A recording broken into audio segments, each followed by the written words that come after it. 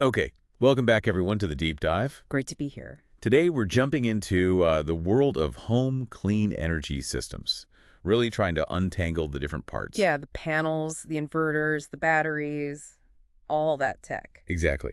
And interestingly, how it's starting to link up with electric vehicles too. Right.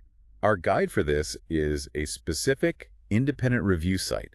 They seem really focused on solar panels, inverters, batteries, and yeah, EV charging tech. And our job really is to kind of sift through all that information for you. Think of this as a shortcut.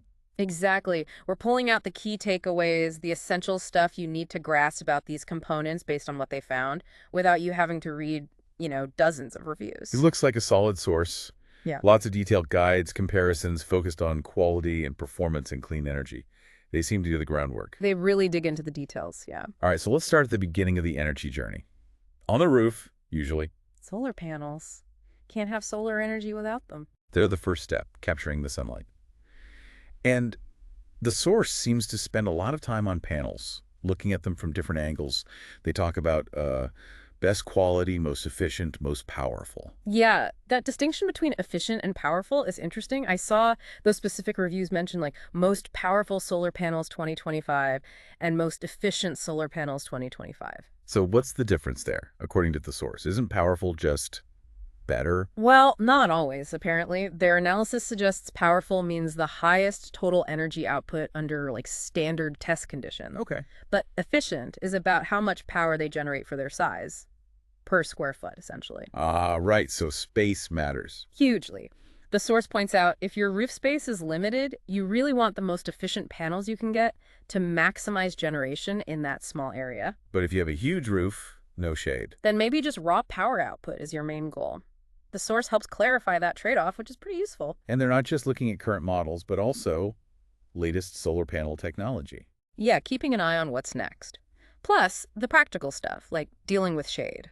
They have a whole section on solar panel shading problems and solutions. Which is a big deal, right? Yeah, Even a little shade can cause problems. a huge deal. The source really emphasizes how shade on just one panel might affect a whole string of them, depending on your inverter setup. And they talk about solutions. Things like power optimizers or microinverters. The source suggests these can help isolate the impact of shade compared to, say, a single central inverter where one shaded panel affects everything connected to it. Okay, so tying this back to you, the listener. Understanding these differences. The source highlights efficiency versus power for your roof. The new tech coming. How to handle shade that's key to picking the right panels. It's about matching the tech to your actual situation, not just picking the one with the biggest number. Right. Okay, panels capture DC energy, but our homes run on AC. Which brings us to the inverter. The source kind of calls it the unsung hero. Makes sense. It does that crucial conversion job, Yeah. DC, from panels to AC for the house and grid. And the source looks at different kinds, solar and hybrid inverters. I saw the reviews, yeah. Best hybrid inverters 2025, best solar inverters 2025, even a specific SMA inverter review. They're clearly rating them. And what's really interesting, digging into their guides, like the one on designing off-grid and hybrid systems, is how linked the inverter choice is to the type of system you want. How so? Well, a standard solar inverter is mostly for grid-tied systems. It sends power to your house, access to the grid, pretty straightforward. Right. But a hybrid inverter, according to the source, is built to manage batteries. It controls the flow between everything: panels, battery, your home appliances, the grid. It's the brain for a more complex setup. Ah, so the inverter choice really dictates what you can do with the system later on. Absolutely. Why it matters for you is, well, first, its efficiency impacts how much AC power you actually get. But crucially, the source highlights that if you think you might want batteries down the line or you need backup power capability, you need the right type of inverter from the start, usually a hybrid one. Otherwise, you might need to replace it later if you add batteries. Often, yes. So that initial choice is pretty fundamental, based on the source's analysis of different system types and inverter capabilities. Reliability is key too, which their reviews focus on. Okay, and speaking of batteries, that's the next big piece the source covers. Energy storage.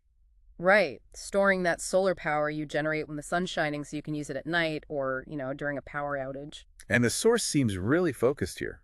They talk about the most reliable home storage batteries with the best performance and lowest degradation. Reliability and degradation seem key.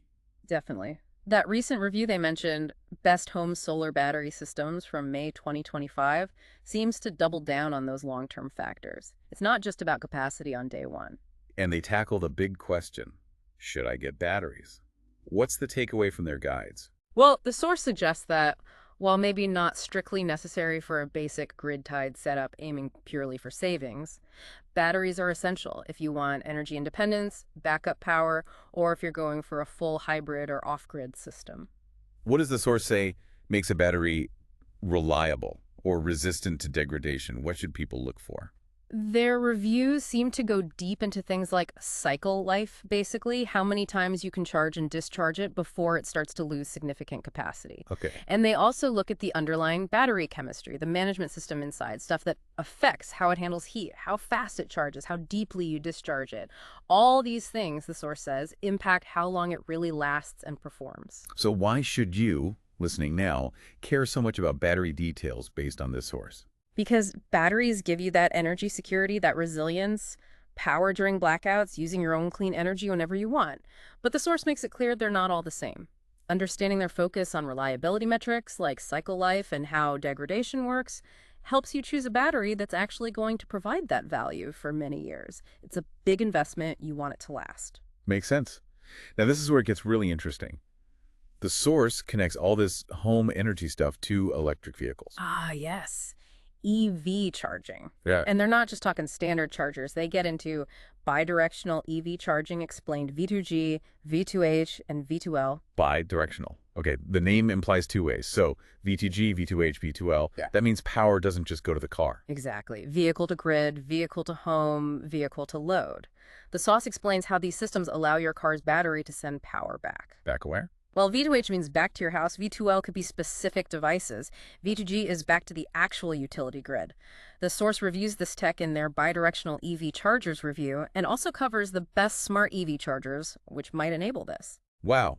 Okay, so for you, the listener, what does the source suggest is the big potential impact here? Their analysis points out that your EV battery is often way bigger than a typical home battery. Right, much bigger. So with bidirectional charging, that massive battery isn't just for driving. In a V2H scenario, the source suggests it could literally power your home during an outage. V2G could mean selling power back to the grid, potentially earning you money or helping stabilize things. It basically turns your car into a mobile power plant for your house or the grid. Your car as a giant rolling battery pack for your house, that's quite a shift. It really changes the equation, yeah. The source highlights it as a major emerging trend. Okay, so pulling it all together, the source doesn't just stop at the shiny hardware. They also seem to cover the practical side of things. Right, like tools. They mention a solar calculator cost, size, and payback. Seems like it helps you estimate what you need, what it might cost, and the potential return on investment. Which is crucial for planning. Absolutely. And they also cover things like solar rebates and tariffs, navigating the financial incentives, and really importantly, solar installers. Who should I buy solar from? Finding a good installer seems obvious, but probably very important. The source really underscores this. Choosing the right panels, inverter, battery, that's only half the battle. You need to understand the costs using tools like their calculator, find the available incentives, and critically, pick a quality installer. Because, as the source implies, a bad installation can ruin even the best equipment. Performance and safety depend heavily on it. So it's the whole package: hardware, finances, installation. That's the picture the source paints, yes. Okay, so we've done a deep dive here, guided by this independent review source. We've unpacked the core bits: the panels capturing sunlight, the inverters converting power, the batteries storing it. And then that really fascinating link to bidirectional EV charging, turning your car into potentially part of the energy system. By looking at what this source focuses on, the differences in panels, how inverters enable system types, what makes batteries last, the potential of V2H, you get a much clearer picture, a shortcut to understanding the key considerations in home clean energy, all based on their findings. It helps you ask the right questions, hopefully. Definitely. And maybe a final thought to leave you with, building on what the source is exploring. Just consider how this integration can. Your solar panels, your home battery, and potentially your EV talking to each other and the grid could completely change how we manage energy. Your car battery helping power your house during peak times. It's not science fiction anymore, according to this tech analysis. It's a rapidly evolving space, and understanding these pieces, as the source helps you do, is really the first step to navigating it.